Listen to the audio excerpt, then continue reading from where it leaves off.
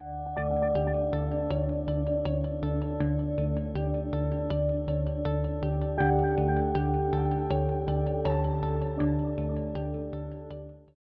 was born in Sydney, in Australia, to a small Jewish community of Iraqi Jews.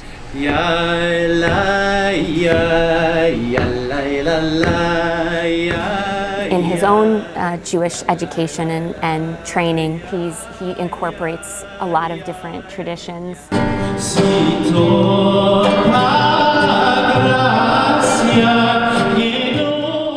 So it's that unique amalgam of world traditions in an extremely authentic, very present and very relevant and very modern style of delivery. I have always been interested in cross-cultural performances. In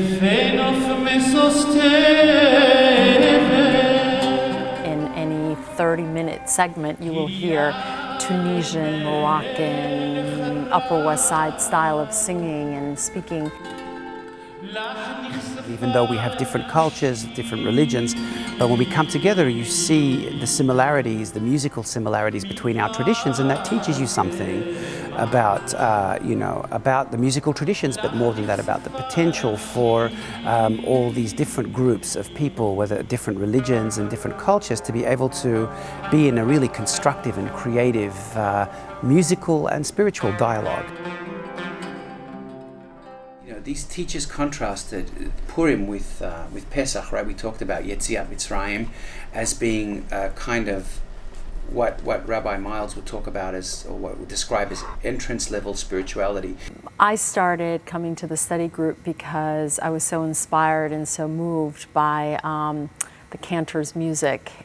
One appearance or one sense of entity is very fluid. In other words, what appears to be a king, an evil person one day is not an evil person. Also, remember we the talked notion of identity is very fluid. Identity is fluid, absolutely. We talked about in the Megillah, for example, in the reading of the Megillat Esther, that God is also hidden in the story. As an adult student, you don't buy into a lot of the traditional rhetoric that you've been hearing your whole life in synagogue. In fact, most of the people in our group stopped going to synagogue many, many years ago. Whereas in Yetziat Mitzrayim, the whole Exodus from Egypt, God is everywhere. God is everywhere, and not only that, but God says who He is or who God is. What's been really, really amazing in this study group is that George inspires us spiritually. And who is this Melech? Often we talk about, is it Melech HaHashverosh? Is it the temporal, earthly king, or the celestial king? Is it God? And this is the sort of, the transformation really, in some ways, is from the temporal Melech to the celestial one. That is the transformation, and that's part of the secret, unlocking that secret. Is it unusual? I don't know, but is it special? Absolutely. Well, when we first decided to have a wedding, we didn't want to do a traditional Jewish or traditional Miami or traditional American wedding.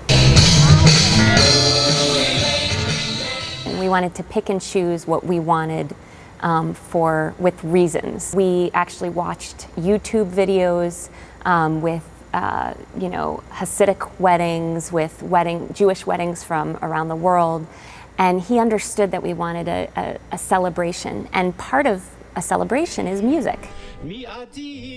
Mara and Scott's wedding is an example of a wedding that has deep reverence and is deeply grounded in Jewish tradition, but is also innovative and creative.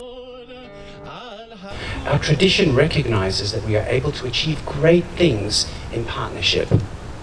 Mara and Scott, you are both such wonderful, bright, talented people with very, very special qualities individually, but together, your union makes you even more stronger, more complete, more able together to be a force for good in the world and in each other's lives.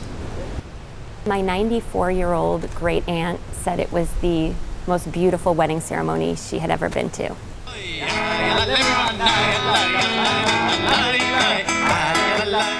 I think when people generally think of tradition, they think of something that has existed forever in the form that they recognize it.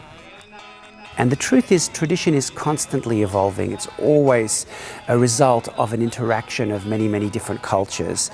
And I think that It's not that we need to be innovative, it's just that we will always be innovative. There's no other choice. La la la la la la la la la la la la la la la